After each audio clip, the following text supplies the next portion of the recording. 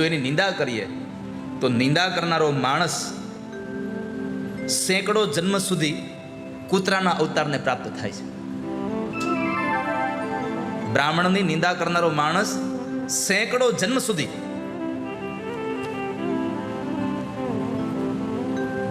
કૂતરાના જન્મને પ્રાપ્ત કરે છે. બીજું ખાસ કરીને કીધું છે કે શ્રોતાઓ જ્યારે કથા મંડપમાં પ્રવેશ કરે ને ત્યારે વ્યાસજીને વંદન એટલે કે વ્યાસપીઠને અને આ પોથીજીને વંદન કર્યા વગર એમને નીચે બેસી ન જવું, અહીંયા આવીને વંદન ન કરવા, પણ જે જગ્યાએ તમને બેસવા માટે સ્થાન મળે છે એ સ્થાન ઉપર ઊભા રહી ત્યાંથી જ પ્રણામ કરી અને પછી તમારે એને ત્યાંથી વંદન કરી અને જવું.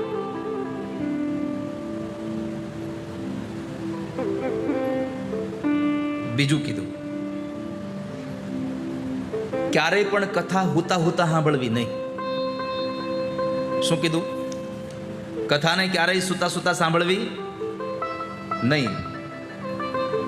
પેલું કહ્યું, એ જ તુંગાસનારૂઢા કથામ શૃણવંતી દાંભિકા તે વાયસા ભવન્ત્યત્ર ભુક્તા નિર્યતાત નામ.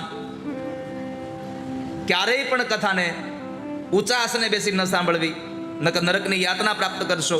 અને બીજું કીધું, યે ચા પ્રણમન શૃણવંતી તે ભવંતી વિશત્રુમા શયનાયેપి શૃણવન્તિ ભવન્ત્યજગરાયઃ. જો હું દર વખતે કહું છું ને, કથામાં હોઈ જાય શું બને? અજગર બને. શું બને? અહીં લખ્યું છે કે જે માણસ કથામાં આવીને હોઈ જાય એ કાં તો અજગર અને કાં તો સાપની યોનિને પ્રાપ્ત થાય છે.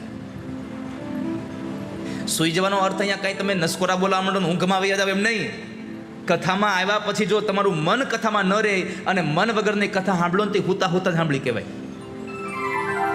મનને અહીંયા કેન્દ્રિત કરવું પડે. જે માણસ કથામાં આવીને સુઈ જાય છે બીજા જન્મમાં સાપ બને છે.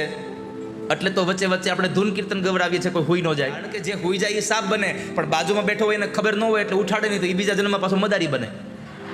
એટલે જાગતા લોકોને મદારી ન થવું પડે એટલે હું ધૂન કીર્તન ગવડાવું.